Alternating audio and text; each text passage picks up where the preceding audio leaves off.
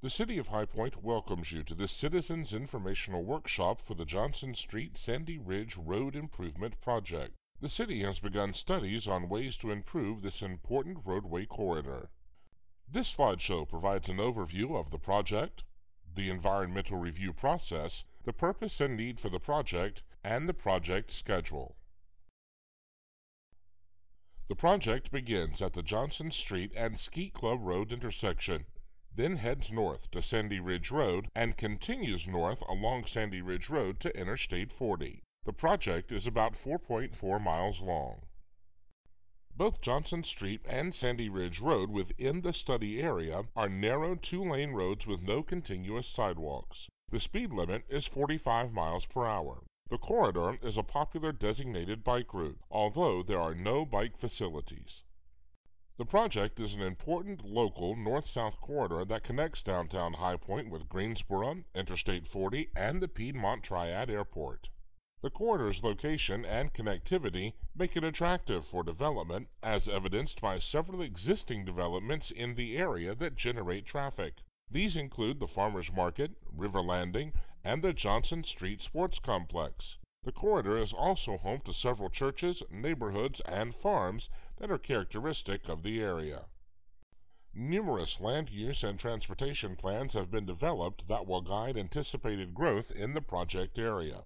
The most recent land use plan is the Northwest Area Plan, adopted by the city in 2011. This plan envisions industrial and commercial development focused near Interstate 40, with future development in the remainder of the project corridor mainly residential. The project is included in local and regional long-range transportation plans and in the state's Transportation Improvement Program. In addition, High Point's Bikeway, Greenway, and Trails Master Plan recommends sidewalks and bike facilities along the project corridor. The City of High Point is using a grant from the Federal Highway Administration through the North Carolina Department of Transportation to move forward with the project. As a requirement of this federal funding, the project must comply with the National Environmental Policy Act. To do this, an environmental assessment is being prepared. An environmental assessment is a document that explains why a project is needed and what the alternatives are, and presents all of the impacts associated with the project, including human, natural, and cultural. The environmental assessment will help in selecting a roadway design that best meets the project's purpose and needs, while minimizing impacts. You are an important part of this process. Other important stakeholders in the process are environmental resource agencies that will issue permits or other approvals for the project, including the U.S. Army Corps of Engineers, the North Carolina Division of Water Quality, and others. The project study team has identified a number of transportation problems along the project corridor. The roadway is narrow, and there is a lack of sidewalks and bicycle lanes. Existing traffic congestion will continue to worsen due to high volumes of traffic and a lack of turn lanes at many of the intersections. Congestion can be measured in several ways. For intersections along the project, it is measured in levels of service. The level of service is rated from A to F and describes how an intersection is operating. Level of service A means traffic flows freely and there are only short waits at intersections. Level of service F means stop-and-go travel and long delays at intersections. For roadway segments along the corridor, the existing and future average travel speeds were calculated and assigned a rating of good, fair, or poor. Currently, 30% of the intersections are operating at level of service E or F, and average travel speeds along the corridor range from 21 to 34 miles per hour. Traffic volumes during the peak rush hours are close to or exceed the amount of traffic that the two-lane roadways can handle. Since many intersections lack turn lanes, vehicles must stop or slow down in the travel lane to wait for cars trying to turn, which creates backups. Vehicles wanting to turn onto Johnson Street or Sandy Ridge Road also experience delays during rush hours, as they wait for a chance to turn onto the roadway. Traffic volumes projected for the year 2040 show average increases of about 70% over existing traffic conditions. This means that congestion will get worse and last longer if no improvements are made.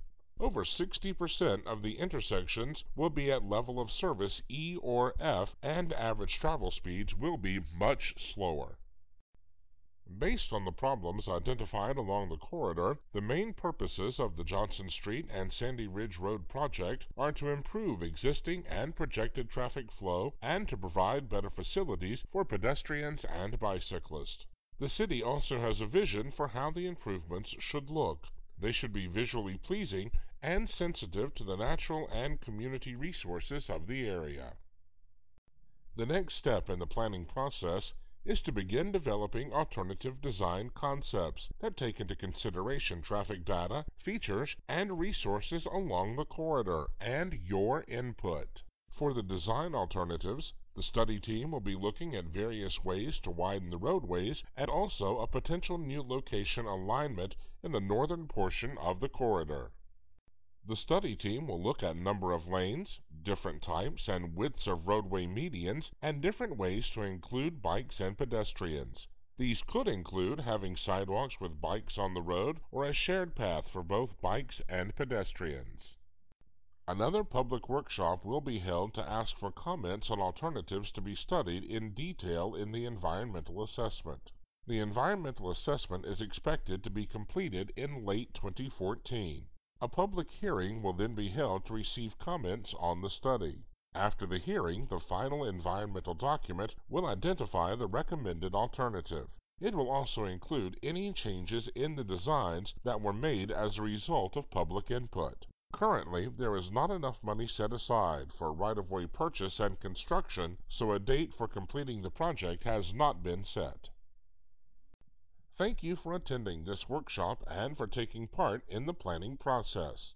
Please take some time to talk with the project team and look at the project displays. The city welcomes your ideas and comments.